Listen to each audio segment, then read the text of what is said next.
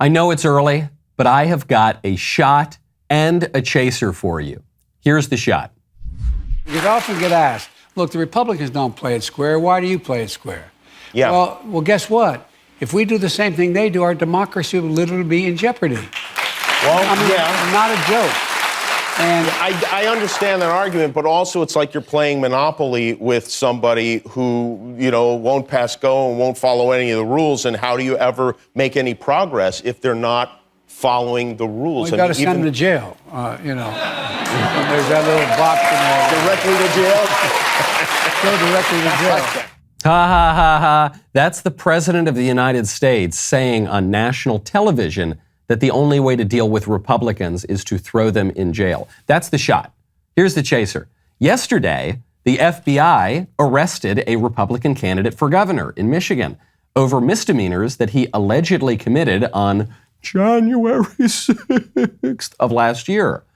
A serious rival to the incumbent governor was arrested during an election year over relatively minor crimes that he may or may not have committed more than a year ago.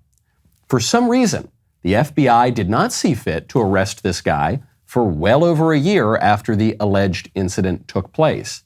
But then, the very week that Democrats are staging their January 6th show trial and circus, the FBI decides to arrest a prominent Republican office seeker for misdemeanors related to the topic of the hearings.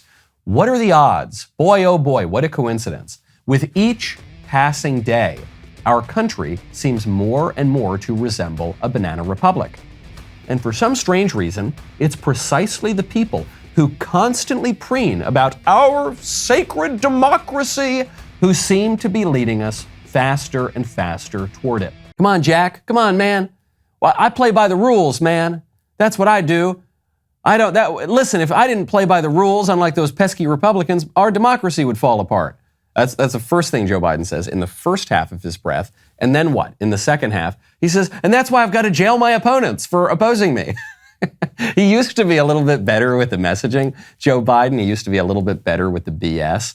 And that has gone out the window. The appearance on Jimmy Kimmel was absolutely disastrous. The clip of it that's going around right now that probably went most viral was Joe Biden rambling about biracial television commercials.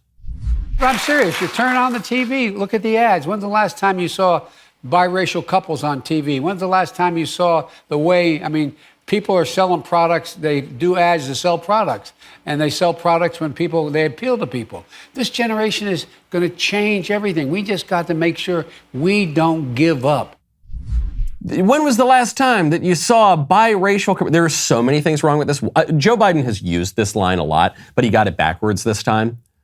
The line that he usually uses to show the progress that America has made is that now you can't turn on a TV without seeing an interracial couple, which is true. There are a lot of, it is sort of odd actually that interracial couples seem to be far more represented on television than in the United States at large. But that's what he's pointing to, except he got it backwards and he can't keep his words right anymore. And he blames it on a childhood stutter that he had when he was 8 that disappeared for 70 years and then popped back up again. So he got it wrong and he said, you don't see biracial couples. Also, he doesn't know what the word biracial means. Biracial is like Halle Berry.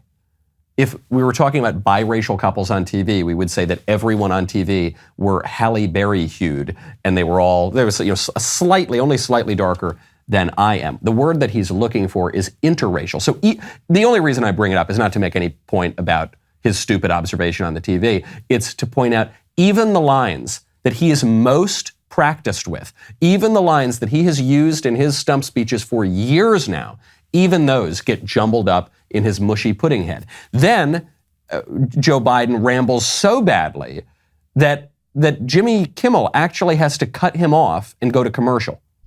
But here's the deal. One of the things is that it's very difficult now to have even with notable exceptions, even the really good reporters, they have to get the number of clicks on the nightly news. Mm-hmm. So instead of asking a question, anyway, everything gets sensationalized in ways but I'm convinced we can get through this. We have to get through it. And one of the things, look, I'm going to take a break, and then we'll talk a little bit more, if you don't don't blame mind. you. I'm sorry. We have some of those commercials. I We have some biracial commercials we need to show. We'll be back with President Biden. That was a pretty good save by Jimmy Kimmel, but it was so sad how he had to lean into it, because he leaned into it the way that when you've really got to go to a meeting, when you've really got to get off the phone and you're speaking with an elderly relative, the way before you get into that story, great-great-grandpa, we're going to take a little break, okay? And then he makes the biracial joke, which was pretty funny, but it's not funny enough to save the interview. What is Biden talking about? Back in my day, Sonny, we didn't have all these clicky doodads and websites. We had the Pony Express, and that's what we did, Jack. And we would go, and you go to the Gutenberg Press if you wanted your news stories. But then, okay, hey, hold on. Well, just 1 second there, Mr. President. We've got to go cut to commercial to end this misery. And then finally, the probably the most important point worth mentioning in this disastrous interview was that Joe Biden is appearing on Jimmy Kimmel the night after a leftist assassin showed up to Brett Kavanaugh's house because he was upset about the court potentially overruling Roe versus Wade, which he only found out about because a leftist on the court leaked it, and he found Brett Kavanaugh's address only because a leftist group doxed Kavanaugh. And the night after that happens, Joe Biden shows up to this national talk show. Very few people watch it, but still a national show. And he says, if the court overrules Roe, by golly, you might get a revolution. It's clear that if, in fact, the decision comes down the way it does and these states impose the limitations they're talking about, it's going to cause a mini revolution. They're going to vote a lot of these folks out of office. A mini revolution. Now, Biden is a shrewd enough politician still that he teases that, but then he pulls it back. And he says by voting. It's going to be a revolution by voting. But Joe Biden does know the context here. And the context actually does matter here. He's showing up hours after a leftist assassin tries to murder a sitting Supreme Court justice over this issue specifically, in his home, in his bed, where the justice's wife and daughters sleep. And then Biden, instead of going on the Kimmel show and condemning that, I don't think Biden knows about very much these days, but they certainly told him that someone tried to kill the justice. Instead of going on and saying, listen, we need to cool down the rhetoric. We need to restore the soul of the nation. We need to not be killing federal officials, certainly not judges, at least.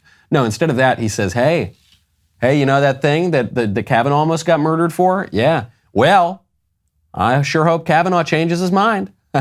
Because, hey, listen, Jack, listen, Corn Pop, if he doesn't, we might get a mini revolution. You know what I'm saying? Hey, come on there. Come on, man.